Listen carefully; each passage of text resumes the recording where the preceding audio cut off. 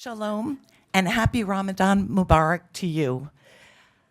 I am honored to welcome you to this morning's AJC University session, which is the first ever Siegler Family Muslim-Jewish Symposium. My name is Kim Schaffer, and I am the proud daughter of Carol and Mort Siegler, for whom this symposium is named. This morning, we'll hear from members of the Muslim-Jewish Advisory Council, a committed, influential group of American Jews and Muslims who have come together to advocate for issues of mutual concern.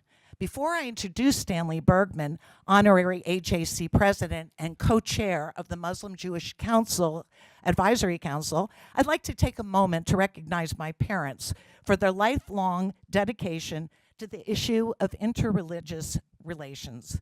I just came back from a trip to Cinque Terre, Italy, and traveling these days, as you know, is not easy. But my son was married there last week, and it was worth every minute and every hassle. It was the most beautiful weekend filled with love.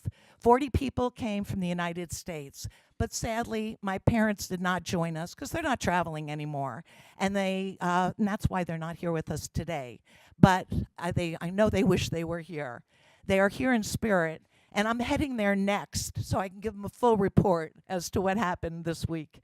When I told my son I was traveling again and I was off to Washington, D.C. to represent his grandparents, knowing what my parents are all about, he said, "You know, Mom, holding the huppah was a Hindu, a Muslim, a Jew, and a Christian." I had no idea because all I saw was the most wonderful people that my son and daughter-in-law love. I knew their faiths, but it just didn't occur to me. It was not central in my thoughts. I was raised to see people as individuals. I learned that from my parents, and my son learned it from me. I don't know about trickle-down economics, but I do know that trickle-down humanity does work. My parents, Carol and Mort, taught us by being amazing role models. My parents have devoted themselves to improving relations between members of different faith groups, from their efforts to better Catholic-Jewish relations to their commitment to advancing Muslim-Jewish relations. My parents have believed in a simple yet powerful principle that there's more that unites us than there is that divides us. One amazing way that we observe their commitment has been through their 55-plus years with AJC. They've been members of the AJC Board of Governors for decades. My mother, Carol, was the president of the New Jersey Regional Office, and later she was president of AJC's Sarasota chapter, where they reside. Today, they both serve as honorary vice presidents of AJC, and they send their good wishes to all of you at this symposium today. And I know that so many members of AJC family are thinking of them. And now, without further ado, I'd like to introduce Stanley Bergman, honorary AJC president and co-chair of the Muslim-Jewish Advisory Council.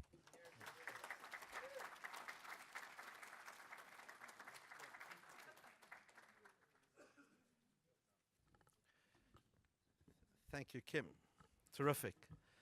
Good morning, everyone.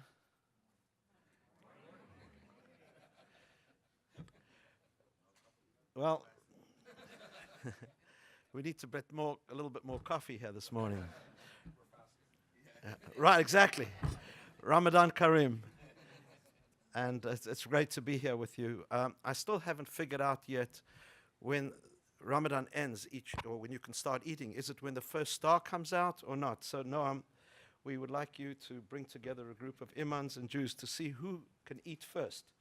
On Yom Kippur, I think it's sunset, and I'm not sure if, I thought last night was the star, so, because it went a little longer before we could eat. But anyway, it was great to be there last night, and I just want to bring everyone up to date that last night the Indonesian ambassador to the United States hosted us in one of the most warmest environments I really participated in at AJC, bringing together Muslims, Christians, and Jews. What a wonderful evening. And really, at the heart of all of that runs the terrific work that AJC is doing under Bob Silverman, Noah Moran's leadership and working, of course, with the Muslim-Jewish Dialogue and my co-chair, of course, Farouk. Where is Farouk? Oh, there, Farouk Kathrawi. So, Kim, to you and your parents, thank you. Of course, we do appreciate the financial commitment, but your personal involvement, and you were visiting with us in Washington a few weeks ago, was really appreciated. And I know this is being filmed for your parents, so to Mrs. and to Mr. and Mrs. Siegler, thank you very much. Appreciate. But in any event, loaning us your daughter is really appreciated and something that we're all grateful for. So thank you all for joining us today. I think you'll find this panel to be terrific. I've had the honor of hearing many of the panelists speak, and it's really, truly an amazing group of people. So why am I involved with this particular part of AJC? Well, my personal journey in Muslim relations began in a place called Port Elizabeth, South Africa, in a community called South End. South End, together with a community in Cape Town called District 6, were the last two multi-community, multi-religion, multi-ethnic communities to be split. And my late father, who arrived with my mother from Germany in 1936, was welcomed into this community. My late father's store, my mother's store, on the one side had a Muslim family who had a store, and on the other side was a group from China, from actually Hong Kong. And for us, going to iftars was kind of normal when I was growing up. And then in my late teens, that community was split. And the different sectors of that community, the different races, were sent in different parts of the country. And I learned one thing from that interfaith dialogue, diversity, is something that is very rich. And I sadly experienced the ending of that and a sort of emptiness. And have been reaching out and work actually with a lot of Muslims in my business life. But in the communal life, in the organized community, this is really the first very serious initiative bringing together Muslims and Jews and Christians. And to that, when I was told about this initiative, I really got excited. In particular, when I met you, Bob, last year, and you were brought on for this, and Noam, your commitment to interfaith, together with David Enlander, who is the lay chair of the Interfaith Committee. The work that is being done here is terrific, and I can personally identify with why it played such an important role, interfaith dialogue, when I was growing up in what was then apartheid South Africa. Of course, like my co-chair, we both came to this country in the 70s. I think we had abiding optimism in this country and its founding ideals, that everyone is created equal. In fact, I'm a firm believer that no dream is too big for Americans. And it's in that context that Farouk and I decided it is really important to make sure that we together as business people, and it's not easy for business people to stick out. For me, it's a little easier, but for Farouk, who's dealing with the public in general, it is not easy to take a position on one side or the other. But he decided to go out, lend his name to the idea of this interfaith dialogue, if you will, which is focused on ensuring that we do all we can to combat hate crimes. And it is now well documented that the largest number of hate crimes in this country are committed against Jews, but the fastest growing sector of hate crimes are committed against people of the Muslim faith.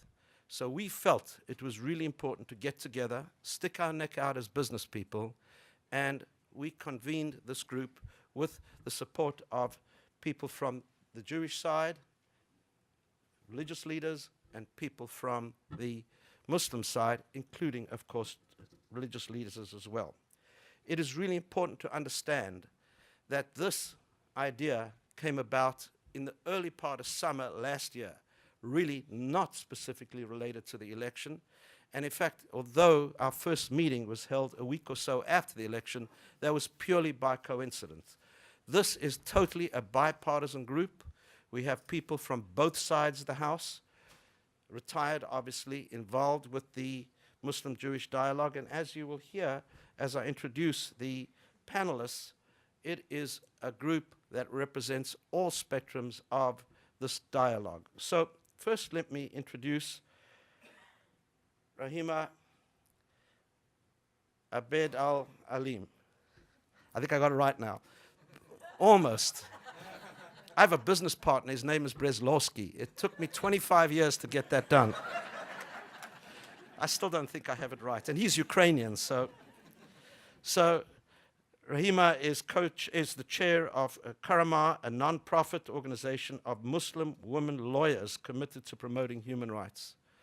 I mean, that's terrific. That's only in America could you have that. That's terrific.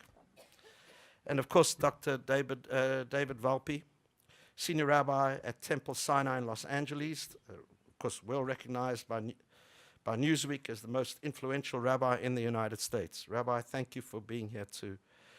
His weekly column, the New York Jewish Week, in the New York Jewish Week, and his guest column in the New York Times and Time magazine, I think, are read by many. Imam Mohamed Magid.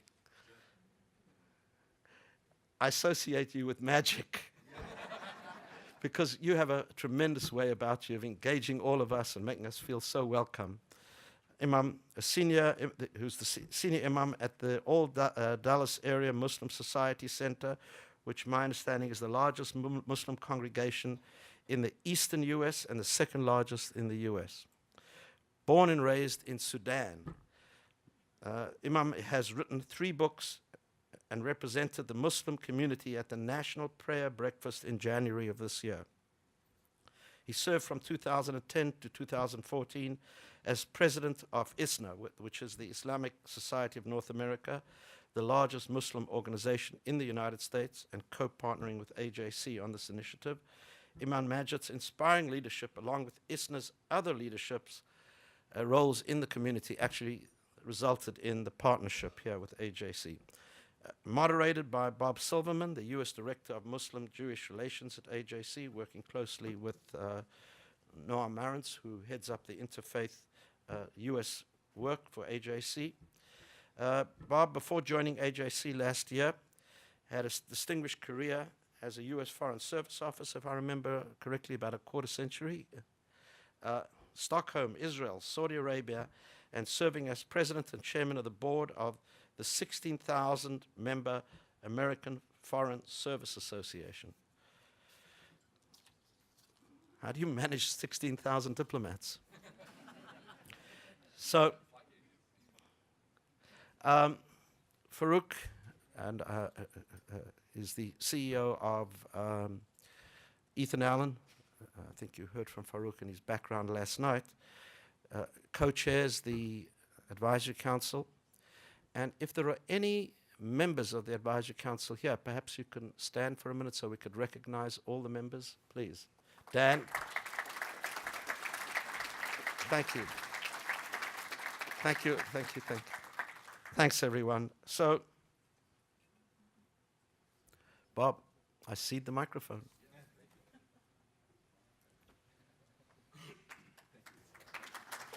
Thank you so much, Robert. Thank you. Would you want to sit? Well, good morning, everybody. As we get started, I wanted to ask everyone who's involved in Muslim Jewish groups throughout the United States to stand up and be recognized. It's a good idea to stand up. And good morning. I see Richard Cohen here from Westchester, among many others, and so I wanted to say thank you to all of you for what you're doing. And also a special thanks to ISNA's Dr. Saeed Iftikhar Alam, who I believe are here, and AJC's leadership here, David Inlander and Rabbi Noam Marantz. So thank you. So let's get started. And I wanted to start by asking each of the panelists for some incident in their life or something they've witnessed or seen that resulted in them being interested in a Muslim Jewish group. So, and why they're here, actually. So let me start with Imam Magid. Let's take a few minutes each person. I have a personal story how I come to know the Jewish community in America. My father, God bless his soul, in 1987 came to United States for medical treatment, and he had a kidney failure. And his doctor, Dr. Cohen, is the first Jewish person that my father met in his life. And my father was the Grand Mufti in Sudan. And he developed this relationship, very close relationship with his doctor. And Dr. Cohen, actually, when my father passed away in 1990, actually he cried for the death of my father. And he said to me that it's the first time he met a Muslim clergy that he was able to have dialogue and talk to. My father did not speak English. I was the interpreter, translator. And then was a Muslim doctor, Dr. Ali, that was the surgeon. And then we had a Christian doctor. Three of them took care of my father. But I knew that my destiny is to work on interfaith. The three doctors they tried to save my father's life and work very closely with my family in taking care of him. I would like to say that this relationship with the Jewish community in my own mosque begins also with having the synagogue to open its door for my community to host Muslim prayer. We have two other branches of Adam Center and synagogues, one in Ashburn, one in Reston. And that was the first synagogue in Reston that to open its door for Muslim congregation and was covered by 110 news agencies, including Saudi TV. And therefore, this relationship between Muslims and the Jewish community, it has become part of our daily life at Adam Center. But especially, I would like to say this council that to have taken to the next level, because it gave it the national stage. And I cannot tell you that how happy I am to be part of this council, because I do believe that it will send a message to all our congregation, our community across America, to work together in the issue of common good and building relationship between mosques and synagogues across the United States. Thank you, Mohammed. Raheemah, could I ask you next? Sure. I think my story is very similar to what Kim talked about earlier in terms of the role of parents and really exposing you to the importance of interfaith work, because at the end of the day, humanity is what unites us all. And I think early on, my parents were very clear that interfaith work was so important to us as young people growing up. My father is an imam, similar to Imam Magid, in Philadelphia. And as I was sharing with the AJC family from Philadelphia, the masjid that he currently serves as the imam for started off as a synagogue. And it went from being a synagogue to a church and then finally a masjid. And to me, that's the story of America. That's a story of different faiths being able to actually utilize the same space. And because it started off as a synagogue, it's facing east, and there was no imagery when it actually eventually converted to being a masjid. So it was the perfect space for them to actually occupy. But from the time that I was young, growing up in Philadelphia, my parents, both school teachers, really ensuring that we were actually exposed to people of different faiths. And for me, early on, back in 1993, actually, I had an opportunity to work on one of the AJC programs called Operation Understanding, which was focused on Black-Jewish relations. And one of my mentors, who's here today, David Hyman, where's David? David has served as a mentor for me throughout these years. and there he is over there in the corner. Spoke at my wedding with his wife, who's I think Christian, and has really helped guide me through my legal career. And I think that Operation Understanding was actually an opportunity for me. Although it was focused on Black-Jewish relations, one of the girls on the trip who was Christian, we sat down and time after time had these great conversations about our different faiths and the importance of working together. One of my other colleagues on that trip, Dave, went to Yale University with me. So here it was, one of the Black girls from the trip and the Jewish guys from the trip. We both went to university together and actually ended up hosting many panels at the school talking about the importance of both interfaith and diverse communications with the young people on campus. And so I think that that's something that I've continued throughout my professional career.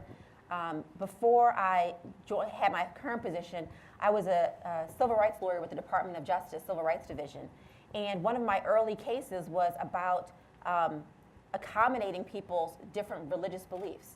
And that was so important for me as a Muslim woman to be able to take a case and conduct investigations on behalf of Jewish people who wanted an accommodation to wear a beard, or a Muslim man who wanted an accommodation to wear a beard, and their employers were denying them that right. And so for me, that was kind of a continuation of what I learned as a young person, which was the importance of ensuring that people of different faiths were respected and protected by the laws that this country guarantees. And so I think my parents really helped set me on that path. And I think it's very important today that we continue to work with people that we're either mentoring or young people to ensure that they kind of get that same message that our humanity, what ties us, is so much more than what divides us. And I think over this past year, we've seen Muslim and Jewish communities coming together and really, with the increase of hate crimes, we've seen them coming together to assist one another, whether it was the synagogue in Texas that opened its doors after a local masjid was burned down, or whether it was Muslims who launched a fundraising campaign after we saw the horrible incidents of Jewish tombstones being overturned. And so I think that message is one that I think the council is really focused on, ensuring that people see us as a model of different communities working together for the better of humanity. Thank you, Raheemah. David. First, a point of sort of personal privilege. We're in Philadelphia, because I grew up in Philadelphia. Mount Airy? No, not Mount Airy, but my father was a rabbi, and his synagogue is now a church, so I thought it could be. You never know. Playing Muslim Jewish geography, I see it. Okay, all right. So my story is a little bit different in the sense that growing up in Philadelphia, for me, interfaith work was Jewish-Christian. Muslims were not on the map. I grew up with the vaguest notion that there were Muslims in the Philadelphia community, or even that they had a presence in America that was significant, until I moved to Los Angeles and became the rabbi of a synagogue, half of whose members are Iranian Jews. And they obviously all fled from a Muslim country, but their attitudes towards Islam and to Muslims and to the Muslim friends they left behind are very complicated. And I see them working out their attitude towards Muslims in America, and their children working out the same, in part because they discover sometimes that Iranian Muslims have more in common with some of them than they do with American Jews, because they came from the same culture. As you can imagine, if we all of a sudden all went to Iran, we would find more in common with each other sometimes than we would with our co-religionists there, because culture is thick. And the thing mostly that convinced me, I was doing some interfaith work, and I'd spoken at some interfaith events, but one particular incident which hit a nerve point, and probably will for some of you, but I will mention it because we shouldn't avoid the difficult stuff. We had an interfaith service, and the Muslim representative during the service said, Allahu Akbar, which for many people there was, like a Jew getting up and saying Shema Yisrael. But for others, they heard in this, this is the preface to the suicide bomber. And we got tremendous reaction, and then reaction against the reaction, and it awakened me to how much work there was to do in trying to acquaint communities with other communities' presuppositions. And I just saw the drama play out in my synagogue and realized that that was a microcosm of what was going on in, I mean, obviously in the world, but more to the point, in Los Angeles and in the country. Great. Thank you. Let me ask another round of questions. And now I'm glad David touched on some of the difficult issues, because that's the segue to the next question, which is I want each of you to describe some of the concerns that have come up within each of your communities and some of the opposition to doing this, maybe within and without the community that you've faced. I don't want to dwell on this forever, but I'm going to give a couple minutes each to describing in each of your communities the opposition that to joining this group, the Muslim Jewish Advisory Council. Again, let's start with Mohammed, who has faced, by the way, quite a bit of controversy, right, if I could say. Yeah, I think that the opposition we have seen, or people who are not very much pro the relationship between ISNA and AJC, I will be very open about the discussion, is built around the Israeli and Palestinian conflict and where each person may be standing in this issue. And therefore, some people have very strong views that maybe we need to resolve the Middle Eastern issues first before we have a relationship in America. That's not going to happen. And therefore, I believe that the relationship between Muslims and Jews in America is a very important initiative to have such a council, because both communities are subject to hate, as has been described. Anti-Semitism is on the rise, Islamophobia is on the rise, and we need to have build relationship and trust, in our community, so that our community can be able to create an environment that safe for our children. We have this is our destiny to work together. I don't think there's any way around this. And perhaps by modeling this relationship, we can help influence other issues around the world.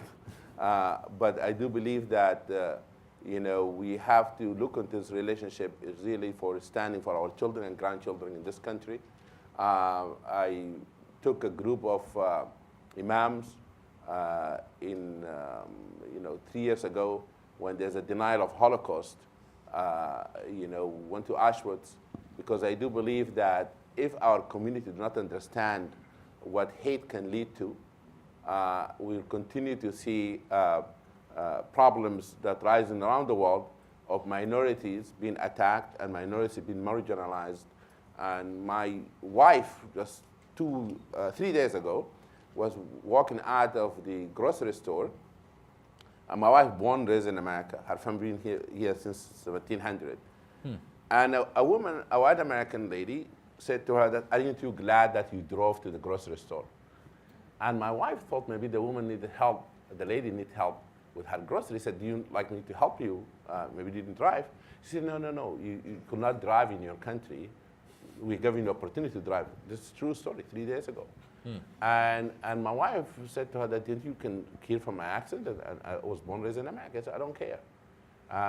And my 13 years old daughter was with my wife. And my wife said, that is why we need to work together with every members of the community, that take a stand against prejudice and hate and so forth. That's why I see this relationship is very, very important. We push back against the opposition, and we tell them we're going to do this because we think this is crucial and important. Thank you, Mohammed. Raheemah. It's one of those things that I've heard, really, because we have a lot of, Facebook activists in this day and age, unfortunately, that there's been some pushback. Fortunately, I personally haven't experienced a lot of it, because the people I generally just surround myself with are more encouraging. But I've read a lot of the opposition to engagement. But I just feel like it's one of those things that some people would have people not engage at all until, I think as Imam Magid said, like international issues of, are resolved. And that's just not how I was raised. I think it's counterproductive to really identifying all the issues domestically that we really have to work together on. Because as two communities who are really suffering the brunt of this anti-Semitism and Islamophobia, who else is better suited to work together to address those issues?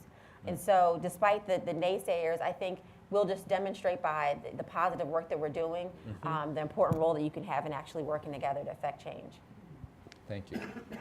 David. So I'm sure that there will be people who will actually, again, reverting to the population that is engaged with this that I know best in my own congregation, there will be people who will disapprove of my participation here, but there will be more people who will assume that my participation here is naive.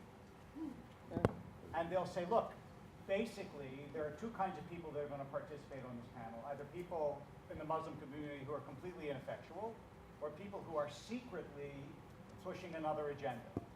And I have received, I want you to know, because to avoid the hard issues is foolish and counterproductive, I've received many emails saying basically, this person, and I honestly don't remember the particulars, so I'm not sparing my co-panelists, this person or that person who's on the AJC Council has a cousin whose brother's dog walker's uncle's sister supports Hamas.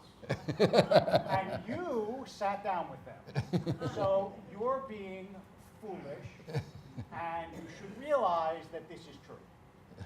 I don't know, honestly, to some extent, I don't know how you combat that, except by genuine cooperation on difficult issues that makes progress to the point where you can say, look, we did this together, it's actually done, like hate crimes legislation, and you can be upset about the theoretical idea of cooperation, but there are tangible results. Would you feel better if we had not accomplished this? That's the only antidote I know. But for a lot of people, the distrust is so deep. Some of it goes to the Israel-Palestinian conflict. Some of it goes to the history in the Middle East of Jews and Muslims together, as I can attest to from my own congregation. And some of it is just the ethos of otherness that has infected this country, where somebody who is not of your political persuasion or your religious persuasion, or go on and on and on, there's something about them that suggests that the difference is only a half step away from evil.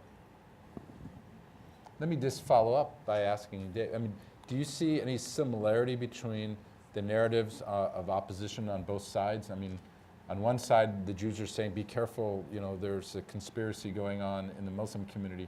And then on the far side of the Muslim community, the same. Who would ever accuse Jews of a conspiracy? That's too far-fetched. Okay, yeah, all right. Let's not go into hypotheticals. Right, exactly. Let me ask another round of questions, and then I'm going to open it up, as I want to hear from you all. I see Dr. Said here. It's good to see you. Where would you like, I'm going to start again, I'm going to go counterclockwise and start with David. Where would you like this group, the Muslim Jewish Advisory Group, to go?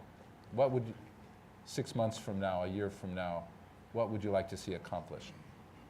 Well, let me start with where I'd like to see them go to Los Angeles. No, that's too far away. Flight is, no. So I think that as in some ways dispiriting as it might be, small concrete accomplishments are the way that you build these kinds of alliances, and not in grand pronouncements or achievements. And you have to really, it's foundational. You have to build it brick by brick. There's a great, Annie Dillard wrote a book about, and it's a book about writing, and she bases it all on a story when her brother was little and he was writing a report, and he had to write a report on birds, and there were like thousands of birds, and he came to her father and said, I don't know how to start. And he said, you just go bird by bird. The book is called Bird by Bird. And I think the same thing here, a single alliance, the fact that we're here meeting each other, collaboration on small things, getting the opportunity to meet each other's communities and speak in each other's communities, demonizing ourselves in the other community, all the things that we all know, but take time and effort. And also, just the last thing is, it has a lot to do with scale of priorities. I mean, Yeah. we all have communities that make tremendous demands, and to make this a priority is a hard thing. Yeah. Thank you for doing it. Mohamed. I would like to say that we should begin with celebrating the initiative that already taken place in various communities and support those initiatives of Muslim and Jews working together, because there's so many initiatives across the United States. We need to highlight those. In communities where the trust not being built and relationship not being fostered, we should go and help them to foster that relationship in the local level. Yeah. That will be my advice. Going local. Going local, because I Right. do believe that we have so many good initiatives of Muslim-Jewish relationship in the United States. We need just to coordinate, and we need to celebrate. We need to highlight those relationships. But in some community, those relationships have not been established. Right. Therefore, we go to those community and we show them the model of other relationships so that they can have those relationships in the grassroots level. And we have in the room here today many people from around the AJC world who are involved Yes. with it. So we'll hear from them. We look forward to see that happen. Raheemah. So the civil rights lawyer in me just definitely wants to continue seeing the progress that the council is making on hate crimes legislation, and making sure that we continue on this bipartisan road to ensure that this message is getting across nationally on the importance of actually working together to address hate crimes across our country. Excellent. Okay. I'm going to open it up for questions. They have to be questions rather than long comments, but and directed to anyone here. Yes. I'm going to, I think we're going to get a microphone around. There are microphones here. So, and there's one there and there's one here on each of the aisles. So for those who want to ask questions, please. I'm sorry. And identify your name and where you're from. Janice Ellen from AJC Atlanta. Atlanta. Okay. Yes. I must say that we do have a very vibrant Muslim-Jewish dialogue group.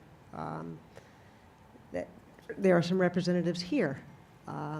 But I would like to direct this question to the Imam and perhaps to Rabbi Wolpe, and if applicable, to Raheemah as well.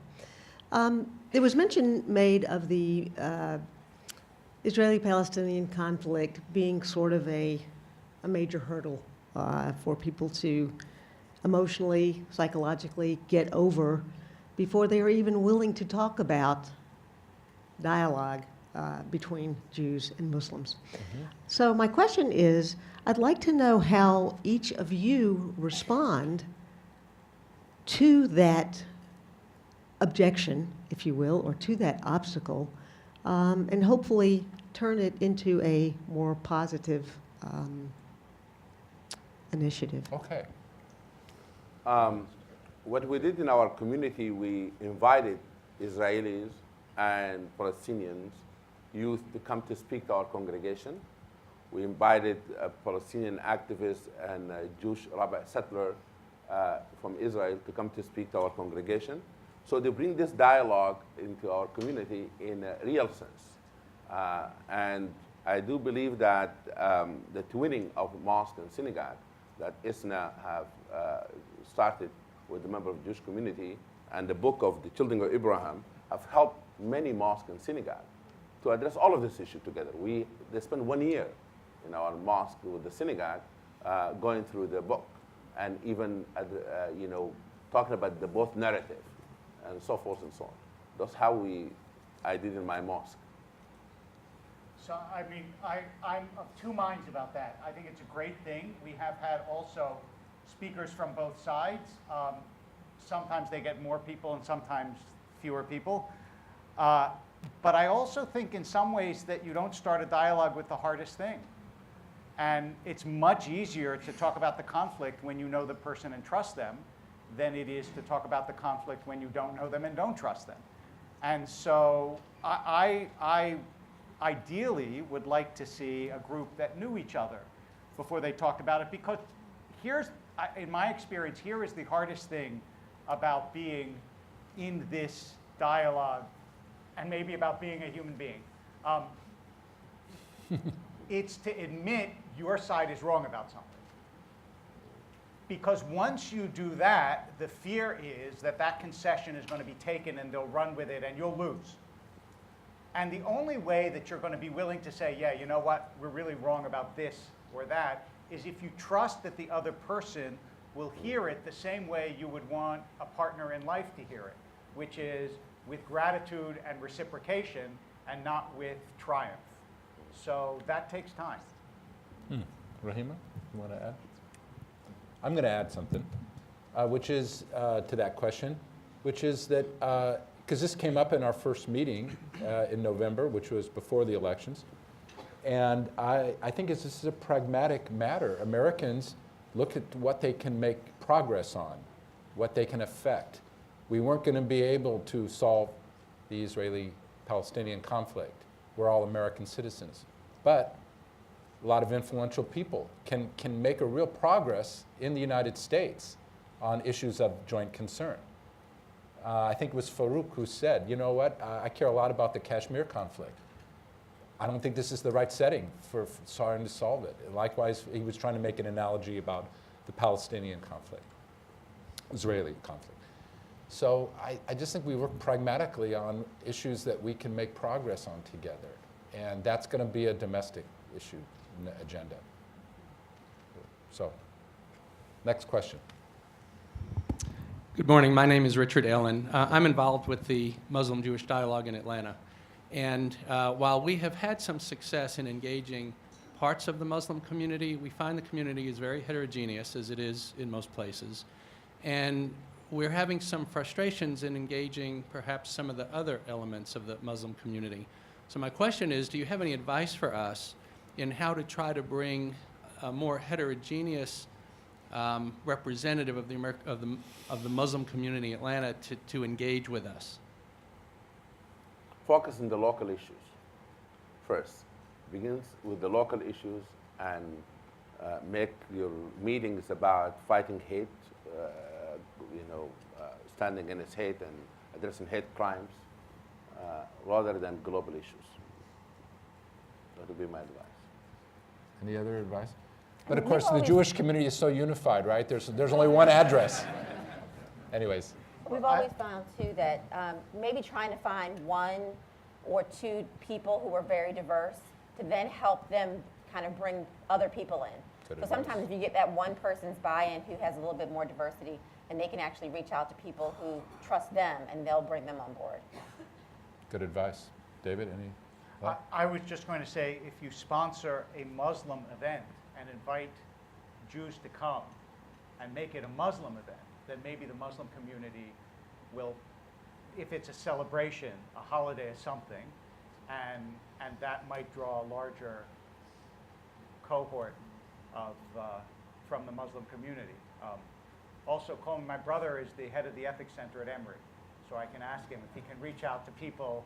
So talk to me. I have contacts in Atlanta.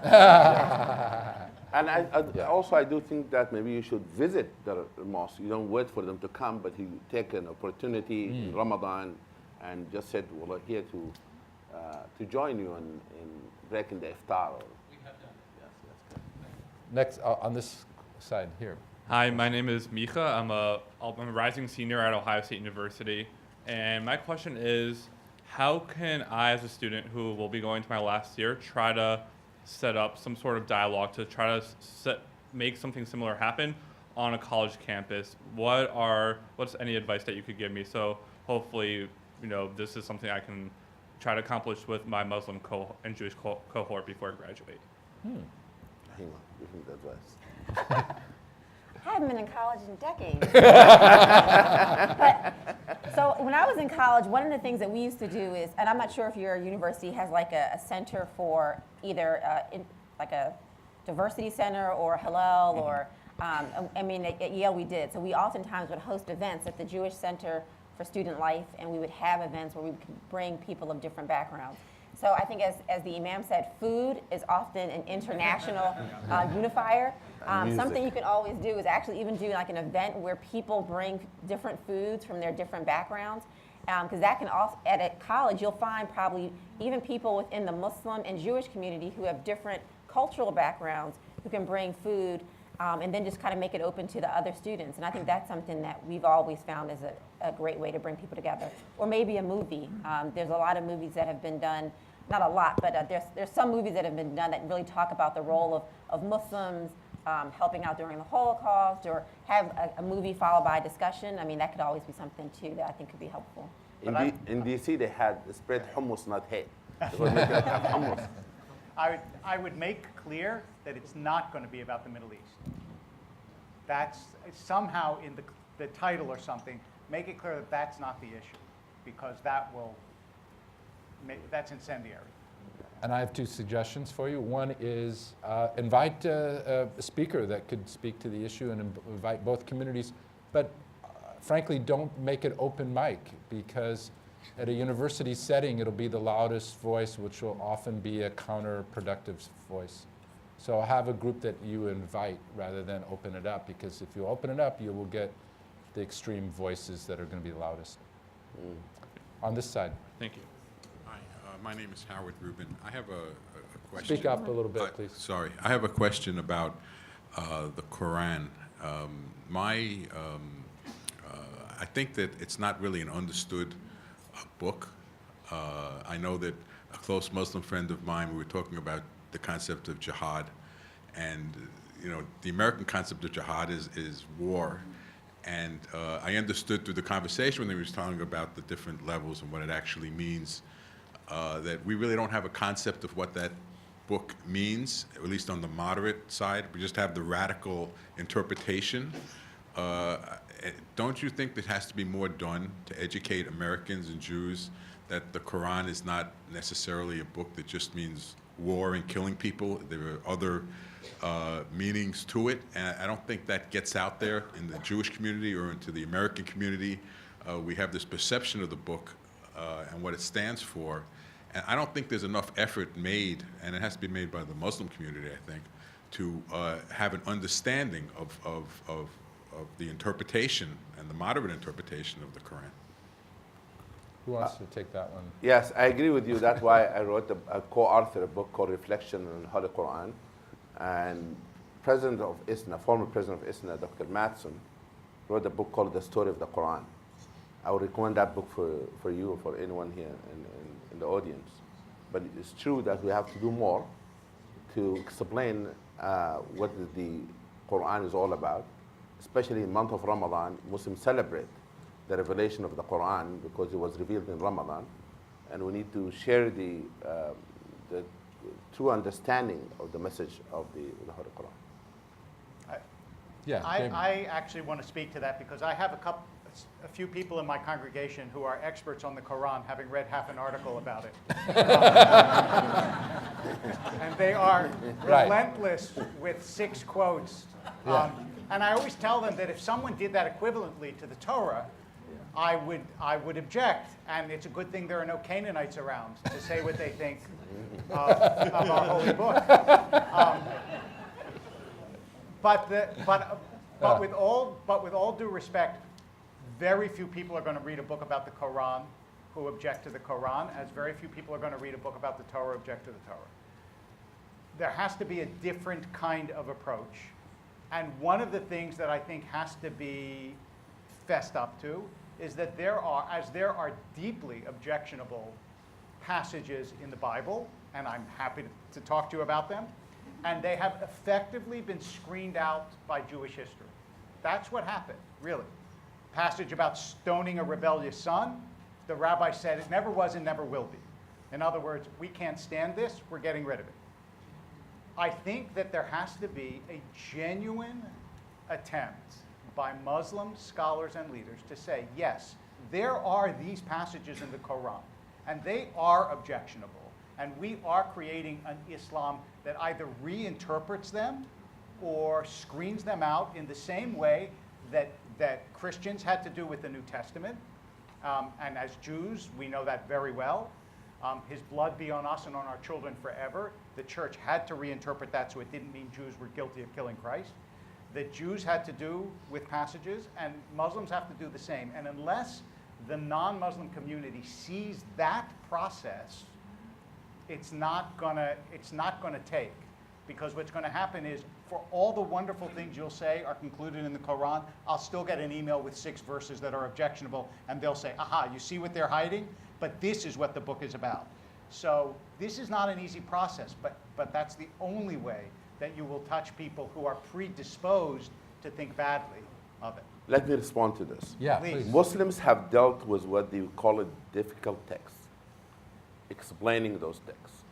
And there's books been written, articles, lectures been given, deconstructing the narrative of violent extremists who have misquoted the Holy Quran, misused the verses, and did not understand the historical context of it. And I can recommend many, many articles that can be used and read to really explain those texts. Myself, in month of Ramadan, in my community, we every day in Ramadan, we take verses from the Holy Quran and explain it to the community, and especially those verses that you hear them on the news and be misquoted and so forth. Each of these verses that Muslim scholars through the history of Islam have dealt with them.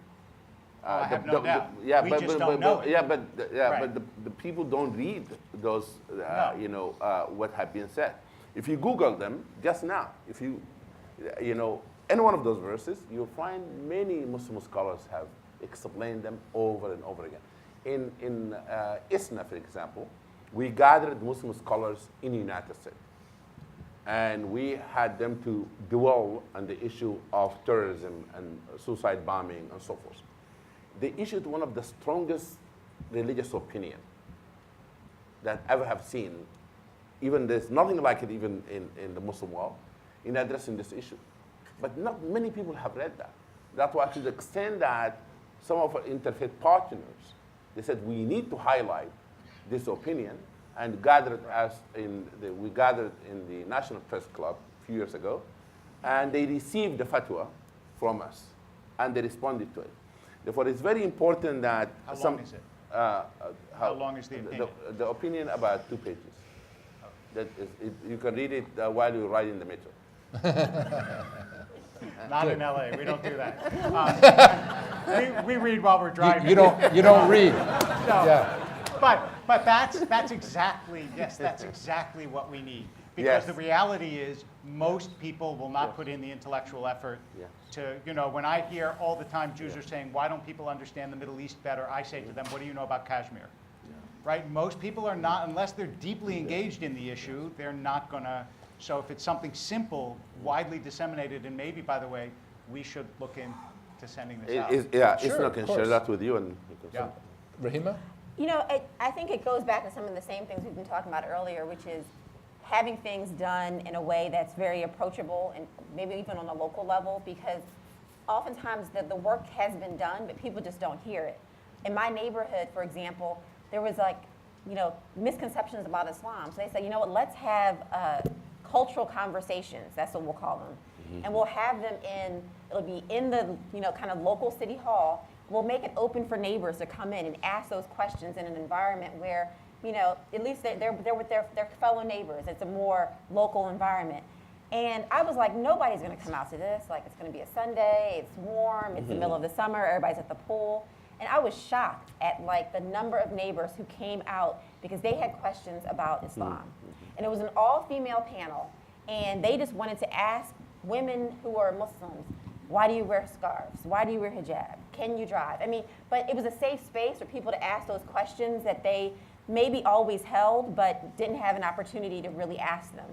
And so sometimes you need something at the local granular level where people can actually ask those questions and be directed to the periodicals or the longer articles if people have the time or bandwidth to do it. But sometimes you actually need something that small.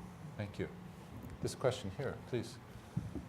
Assalamu alaikum and Ramadan Kareem. My name is Ahmed El-Maligi. I'm an Egyptian activist. And I've been working for a few years now on Muslim-Jewish relationships. And what makes me strong about it and confident that I'm not doing the wrong thing is the second surah, verse 62, which is clear by Allah subhanahu wa ta'ala that Jews, Muslims, Christians are alike in believers according to their deeds, according to their intentions. So if you're a good Muslim or a good Christian or a good Jew, then God, Allah subhanahu wa ta'ala, will give you the reward and put you in heaven. But in another surah, and this is the problem with the radicalization, especially in Egypt and the Middle East, is saying that وَلَنْ يَرْضَ عَنَّكَ الْيَهُودَ حَتَّى تَتَّبَعَ مِلَّتُهُمْ, that the Jews will never accept you unless you become one of them and follow the path, which contradicts the verse 62 in the second surah.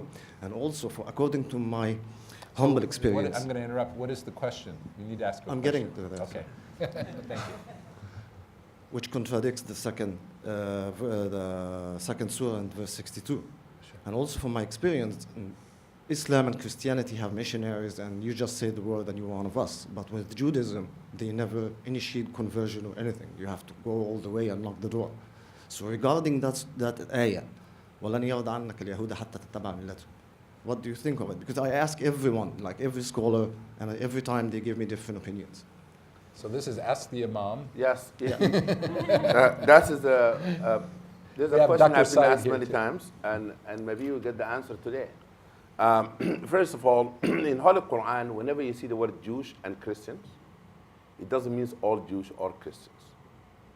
The verse saying that some of the Jews, some of the Christians, they will not accept you unless you accept their way. And you can see the same thing about Muslims. Some Muslims will not accept a Jewish or a Christian unless they're being like them. And therefore, when the word Jewish and Christian appear in the Quran, it doesn't mean all Jews and all Christians, period. And that's it. Okay, thank you. Thank you. Next question, here. Hi, I'm from the University of Central Florida, and I have a question for Raheemah. We live in a world where it's very hard as a woman for your voice to be heard. We're told we live in a post-feminist world, that being a woman isn't a minority, that our opinions don't matter as much as a man's. And I feel like as a woman, as a minority, I'm Jewish. Whether you're Jewish, you're Muslim, you're Black, you're Hispanic, you know, your voice is not as well heard as a man's. So my question is, what's your advice for young women that want their voice heard, that want their opinions to matter? Well, I would just say to continue speaking and continue believing that your voice matters. I think it's one of those things that's often challenging as a minority woman to feel that, you know, sometimes culturally people feel like, you know, to hold back and to be modest, to be more reserved. But I think it's important for you to know that there's no contradiction with your faith and being an outspoken activist. There's no contradiction about, you know, standing up for the rights of other people who may be marginalized. You know, candidly, I work in an environment that is very, very, let me see, what's the best way of putting it? Challenging. Challenging.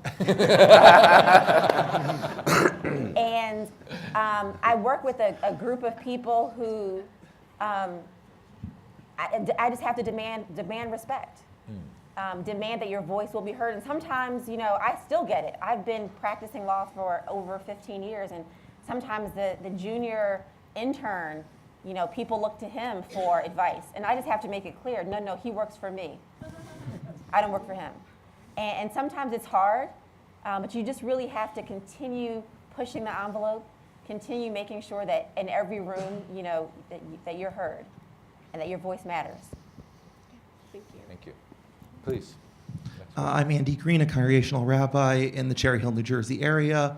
When I was a rabbinic student in Los Angeles, I encountered an inspiring program, the exchange between Sinai Kiva Academy and New Horizons Muslim Community School. And I would love to try to build something similar in my community, but I don't have nearly as robust institutions as you're blessed with in Los Angeles, Rabbi Wolpe. And so I'm curious about suggestions for doing that, and also reactions, both positive and otherwise, to that exchange. So this is what we do in our school, which is a yearly exchange with a Muslim school in the area with 7th, 8th graders. So we're not talking about high school kids. Earlier is better. Earlier is better. And I have to say, overwhelmingly, the reaction is positive. We get very little pushback, and here's where public shaming is great. Seriously, all for public shaming in this way. The people who react against it feel uncomfortable because everyone around them thinks it's a great idea. You know? So it's very hard to say, no, my 7th grader shouldn't meet their Muslim counterparts, because everybody will look at them like, really? And in this respect, the peer pressure can be very powerful. So without those kinds of resources, what I would say is, if you can't do the whole class as we do, and you can't make it an official part, you make it a club. So, I mean, the chess club goes and plays with, school X. So I don't know if you want to call it the religion club. There's got to be a better name. I don't know, call it the bikers. But just sneak in. And I would say that's probably the way to do it. But you have to, it's true, a critical mass is very helpful. And I want to one exercise that I find has really changed people's perceptions to some extent of religion and women, because we were just talking about that, is many times I have, before Jewish audiences, said, I want you to close your eyes and think of an ideal Jew. Just picture an ideal Jew. And then I say, okay, how many of you thought of a woman? And almost no one raises their hand. And I say, as long as the ideal, the normative, is a man, then you have to realize how great the distance is that we still have to go, right? If the man is the norm, that always means that the one who's not has to get there, and that's an unbridgeable distance. Thank you. Mohammed, do you have any other advice to the rabbi on? I think I'll go with that advice. Okay. Next question here. Oh, okay. Sorry, here. Good morning.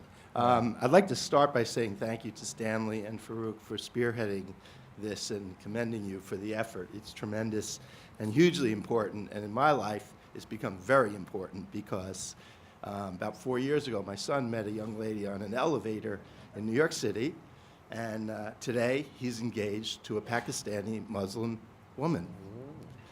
So we are learning, and we are happy, and we are seeing how important this dialogue is. So, we see so many of the problems, the assimilation problems from the Pakistani community, how difficult it is for them to express themselves outside of their community. And we think that's some of the bigger struggles that exist as we're going through this learning and this curve. So I think it would be interesting to hear what you think about that assimilation process from both sides, that we're coming together in a way. And of course, this group is hugely important to that. But I'd like to hear your thoughts on that. What do you mean assimilation process? Well, we see that from the family of my son's fiance, it's very difficult for their community to accept this engagement. And the kids have worked very hard to find ways to make it work. But while we're working well with the parents, there's certainly the broader community that they have to deal with. And their being accepted within their own community is very difficult. We're seeing that. So I was curious your thoughts on that. There's a verse in Holy Quran in chapter 49 where God Almighty says, "O humankind, who have created you from a male and female," which is Adam and Eve, "and made you into nations and tribes, so that you may know one another. And the best among you are those who are the most righteous." Therefore, you will see the Quran promote diversity, promote people get to know one another. And one of the ways that happen when you become in-laws. My in-laws are Catholic, and one of the since I'm on the camera, they're great. We'll send him a copy of this. Therefore, you get Okay. to know people through marriages, neighborhood, and so forth. But if you need, I do marriage counseling, and I have a book called "Before You Tie the Knot." I consider a free copy, so you don't think that I charge you. So they can read that book. By the way, we see the same thing on our side. You know, many of our friends and people in our community are resistant to this. And, you know, we're very, you know, we're really going through a process. and Thank you. It's huge. We have to move on. We have 5 more minutes, so, and at least 5 questions, so please. Yeah, thank you. I'm Enrique from Mexico. I would just like to hear some little success stories of the outcomes and results that you have had through these dialogue groups. Some positive outcome or success story, just little things, so to understand better and more concretely what's the, you know, the goal and the results of having these groups. I think one of the tangible results that we've had so far is to have council members on just a practical level, people who are very busy, who are been committed to meeting on a regular basis and being very candid and discussing the issues that they want the council to address. And these are people who could be from various parties. We have, both sides of the aisle or even in the middle politically. So I think that that's been a huge accomplishment just on a ground floor level, just getting in the same space, in the same room, talking about the issues, getting on phone calls with our domestic policy subcommittee and actually talking about what issues the council wants to advance and actually coming up with concrete proposals that we've been submitting. I'll just add, we've got 3 more questions and I'm going to be keeping it short. Visit the website, www.muslimjewishadvocacy.org. I don't know if it's not up here, but there you'll see some of the concrete results. Thank you. Next question. My question is very different. My name is Stan Adelstein. I'm from the state of South Dakota, where a very vicious program is going on to attack Muslim faith as being so inappropriate. Now, there aren't many Jews in South Dakota. There are more Muslims, but this is a very, I would hope that the council would also reach out and furnish to people like myself information that will, the Quran was a good question, but dialogues aren't the problem. The fundamental Christians have, and I wasn't even going to come to this session, but I was approached within the last 2 weeks by a women's group. I'm the 3rd Jew to ever be in the state legislature in the last 100 years. It was in 1970 when I was first elected. But anyway, that isn't the point. The point is that they came to me and said, what can you do to address these programs that are going on? You must help outside of Jew. What do you have available to... Okay. Thank you. I got the question, and I'm going to ask David Wolpe. Do you see him? You want me to answer? Yes. Okay. In terms of sure. Muslim materials, I think you guys should answer. Okay. So you're asking for more materials on... What can you do to... What will you do? What is the council going to prepare that can be used throughout the United States? Not the regulations necessarily between Jews and Christians, that's fine. Jews and Muslims, but the key is we must find a way from within the AJC Okay. This 2-pager sounds like a good start that you mentioned. Yes, but also we have invited last meeting, I think, evangelical Christian pastor we have, to join us to sit in the meeting as a guest, and we're planning to work with the evangelical Christians and Christian groups to address this issue on those areas. I'll give you one concrete thing that we're going to be doing in the fall. We are raising money right now to launch a public service announcement campaign. What is that? Public service announcements are when you turn on the TV and rather than getting an ad for a corporate brand, you get a public service announcement, and the broadcast companies will do this as a public service. And so we're going to do videos of Muslims and Jews together, because most American citizens, probably in places like South Dakota, have never met a Muslim or a Jew, most of them. And so how do you change that imagery? You bring it home, and for instance, we're going to be doing a video of NFL football players, Muslim and Jewish. There are Jewish. Edelman of Boston Patriots. And one of our members is the head of the NFL Players Association. He's helping with this. So when you turn on your Sunday TV in the fall to watch the NFL game, you may be seeing a public service announcement from the Muslim Jewish Advisory Council. Next question. Let me give you just one quick specific that we need. Oh, we have one other quick response. Excuse me, let him Faith respond. Keepers. Yeah. Stanley, I'm a member of the Muslim Jewish Council. I graduated from the South Dakota School of Mines in 1979. You spoke at my graduation. My district. There you go, right in the room. Okay, next question. So we you have want two it- more questions. You want But a very question? quickly. The Yeah. question, and I then will explain it, is do you know about the Sisterhood of Salam Shalom? Yes, we do. Okay. And here's but a for quick the pe- answer to that. Cheryl Olitsky is in our group. Okay, but the other is for anybody here in the women's issue, take down sosspeace.org and get more information and join a small group. Last question. Okay, my name's Sherry Meyer. I'm from Princeton, New Jersey. I've attended some local programs that are part of this council's thoughts.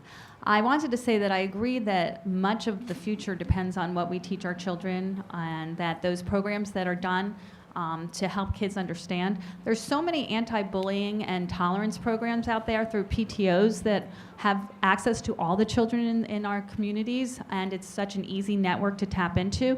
I was wondering if you've ever considered using those anti-bullying, tolerance, and PTO communities and sending them short blurbs about all local programming that you discover that happens that covers this issue. It'd be such an easy thing, and it's so much easier for local PTOs to enact programming that exists and copy someone else's programming, and sharing what goes on at the local level would be very important. Great idea. Good advice. Great idea. Great Wonderful idea. idea to end Yes, on. great Great idea. idea.